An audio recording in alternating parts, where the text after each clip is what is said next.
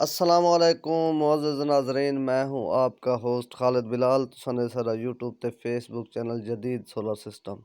उम्मीद करना कि सारे दोस्त खैरियत नाल होसन ते सोलर दे हवाले नाल मैं कि अपडेट कर दूँ, क्योंकि सारी कोशिश होंदी है तां अपडेट असां करेंदे रहने। रेट को सारे लइये दे विच उवें कल मैं अपडेट ई वजह ते नहीं कीती कि लइये दे विच पूरे दे विच कल माल शार्ट रह गए पूरा दी। ते जेह्ड़ी सूरत हाल बनदी पई है इस टाइम मार्केट दी उह थोक उहदे नाल आगाह करने हैं कि माल कन्ना ने पंहिंजे कहिड़ी सूरत हाल इस टाइम मौके दी खड़ी थी। तो जेह्ड़ी भी साकू इन्फॉर्मेशन मिली है कारोबारी नाल राबते करके कॉन्टैक्ट करके तां चाहे मुल्तान डीजी खान नैया तां उंदी सूरत हाल नाल थोक आगाह करने पे हैं।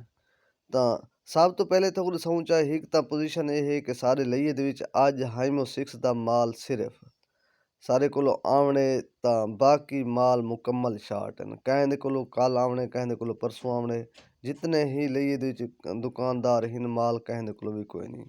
बाकी ऊं तो इलावा माल जेड़े हिन कल परसों तरसों तक जुमेरात तक माल तकरीबन मुकम्मल आवे सन।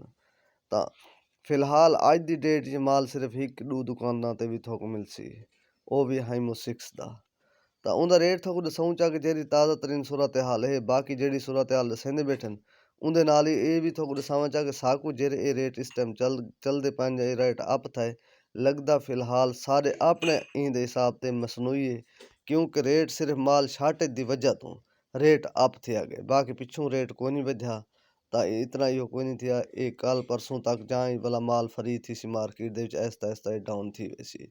कारोबारी जितने भी बैठे असां व्यूज़ जेह्ड़े गिदन वो भी ई कशमकश दे विच बैठन थे, क्योंकि बुकिंग भी करेंदे बैठन। अगर माल दा रेट अप थी विया तां बुकिंग ना करन हा तां क्योंकि अप थींदा पिया हुंदे तां बुकिंग नहीं करेंदे भी जेह्ड़ा माल रेट नवां आसी उंदे ते थोक ॾिसूं।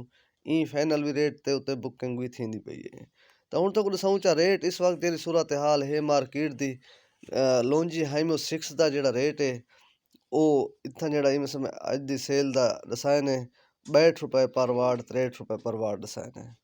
तां बाकी है कनेडियन एन टाइप उंदा भी 61 रुपए पर वाट दसाए ने, क्योंकि वो 575 ला माल है पिया वो माल इस टाइम लइये दे विच वो मुक्का भी खत्म भी कोई नहीं थिया वो है पिया।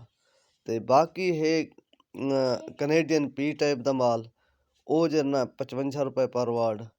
और इंदे तो इलावा बाकी है जिनको पी टाइप दा माल वो भी तकरीबन जुमेरात तक मार्केट दे पूरा आवे सी उंदा रेट भी जेड़ा 54 रुपए पर वाट। ते और इंदे तो इलावा बाकी है लौंजी हाइमो 5 उंदा भी जेड़ा रेट इस वक्त दसेंदे बैठन 61 रुपए पर वाट दसेंदे पैन वो भी 550 555 ला माल कोई नहीं रेट दसेंदे बैठन। या बुकिंग करावे तो वो भी करेंदे बैठन। और इंदे तो इलावा बाकी है जे ए दा माल, जे ए दा भी 53 रुपए पर वाट दसेंदे पैन फिलहाल। तां देखो माल जिस वेले आसी उस टाइम क्या सूरत हाल बनदी है, माल मार्केट दे विच शार्ट हैं। तां भला भी इंशाल्लाह जेड़ा भी रेट मार्केट दा होसी अज कोई रद्दो बदल थींदा पियोस तां इंशाल्लाह ज़रूर भला भी अपडेट करेसूं मौके ते। तां अगर रद्दो बदल कह न थीसी कल तक माल भी जेरे भी आवे सन इंशाल्लाह उन्हां दा भी दसेसूं। तां बाकी कहें दोस्त भी कॉन्टैक्ट करना होवे, अगर कोई दोस्त कॉन्टैक्ट करन बंदा क्योंकि कम विच राशि दी वजह तो बंदा कहें दी कॉल अटेंड नहीं कर सकदा।